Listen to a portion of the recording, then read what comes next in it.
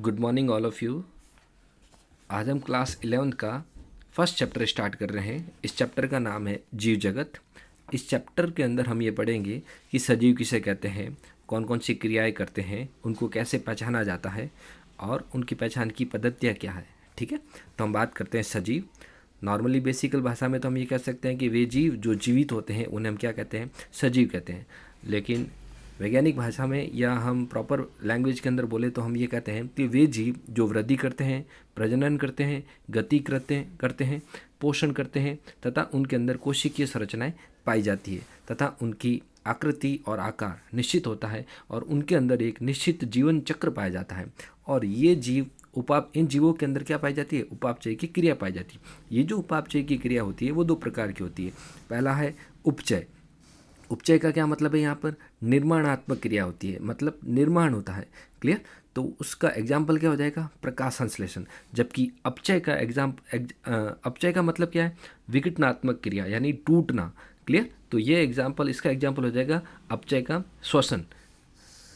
अब हम बात करते हैं कि प्रकृति के अंदर बहुत सारे जीव पाए जाते हैं। इन जीवों को पहचानने के लिए समितियों का गठन किया गया है, जैसे ICBN। इसका पूरा नाम क्या होता है, international code of botanicals nomenclature. International code of botanicals nomenclature. ये सीधा सीधा कई बार पूछा जा चुका है कि ICBN का पूरा नाम क्या है, तो इसका नाम क्या होगा, international code of botanicals nomenclature. और ऐसे ही ICZN है तो सेम हो जाएगा इसमें, international code of zoologicals nomenclature. I hope it is clear. अब हम बात करते हैं नामकरण, कि नामकरण कैसे किया गया है, इन जीवों का नामकरण कैसे किया गया है। ठीक है, तो सबसे पहले नामकरण के बारे में कैरोलस लीनियस ने द्विनाम पद्धति के बारे में बताया। ठीक है, लेकिन इस द्विनाम पद्धति की खोज किसने की थी, बाहिन ने की थी, गॉस्पर्ट बाहिन ने की थी, वो हम बाद में बात करेंगे। ठीक है, तो ये कैरोलस लीनियस ने द्विनाम पद्धति के बारे में क्या बताया। द्विनाम पद्धति में जो प्रथम पद होता है, जो पहला पद होता है वो होता है वंश का, जबकि द्वितीय पद होता है, जो दूसरा पद होता है वो क्या कहलाता है, वो जाति होती है। ठीक है, जैसे मनुष्य है, इसका साइंटिफिक नेम यानी वैज्ञानिक नाम क्या है, होमो सेपियंस। क्लियर, तो ये जो होमो है वो क्या हो जाएगा, वंश है, और ये जो सेकंड पद है जो सेपियंस है वो क्या हो जाएगी, जाति। क्लियर, अब देखो इसका सेकंड जो नामकरण का जो दूसरा रूल है, नियम है, वो क्या है कि वंश का नाम हमेशा अंग्रेजी के बड़े अक्षरों में लिखा जाता है, जबकि जाति का नाम अंग्रेजी के छोटे अक्षरों में लिखा जाता है। ठीक है, फिर दो वंशों के अंतर्गत यानी दो वंशों में आने वाले किसी एक जाति का नाम समान नहीं होना चाहिए। क्लियर, दो वंश है लेकिन जाति एक है, ये नहीं हो सकता। अगर जाति एक है और उनके दो वंश है, ये भी नहीं होना चाहिए। क्लियर, उसके बाद देखो सभी नाम लैटिन भाषा के अंदर लिखे जाने चाहिए। सभी नाम कैसे भाषा में, लैटिन भाषा के अंदर लिखे जाने चाहिए। जबकि वैज्ञानिक जो नाम लिखे जाते हैं वो हमेशा कैसे लिखे जाते हैं, तिरछे लिखे जाते हैं। और तिरछे लिखने वाली इस लिपि को हम क्या कहते हैं, इटालियन लिपि कहते हैं। यानी वैज्ञानिक नाम किस में लिखे जाते हैं, इटालियन लिपि में लिखे जाते हैं। इटालियन लिपि का मतलब यहाँ पर है तिरछे अक्षरों में लिखा जाना।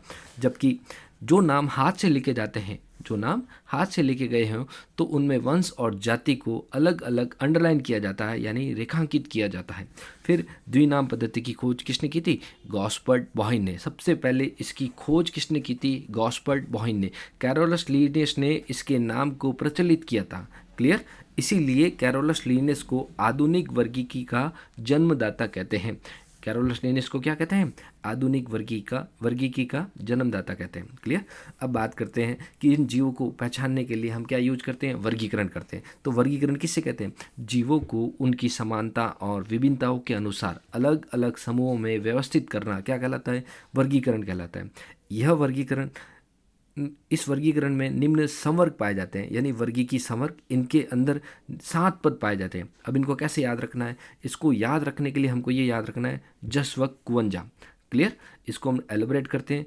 या देखो सबसे पहले जा दैट मीन जाति, फिर व ऊपर बिंदी लगी हुई है दैट मीन वंश, फिर कु दैट मीन्स कुल, फिर ग दैट मीन्स गण, फिर व दैट मीन्स वर्ग, फिर स दैट मीन्स संघ, और फिर ज दैट मीन्स जगत। क्लियर, अब बात करते हैं, देखो इनको कैसे डिनोट किया गया है। सबसे पहले जगत सबसे बड़ा, फिर संघ, फिर वर्ग, फिर गण, फिर कुल, फिर वंश, फिर जाति।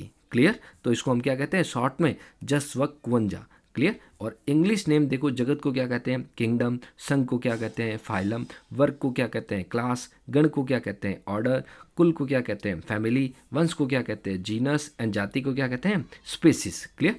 फिर देखो ये जो संघ है इसको किसने दिया था, यानी हैकल, जो हिकल नामक वैज्ञानिक था उसने बताया था इस संघ के बारे में। जबकि कुल के बारे में किसने बताया था, बुशली नामक वैज्ञानिक ने बताया था। जबकि क्लास, ऑर्डर, जीनस और स्पीसीज के बारे में लीनियस ने बताया था, कैरोलस लीनियस ने बताया था। क्लियर। और इन सभी को, ये जितने भी पद होते हैं इनको हम तिरछे अक्षरों में लिखा जाता है, यानी तिरछे लिखते हैं इनको।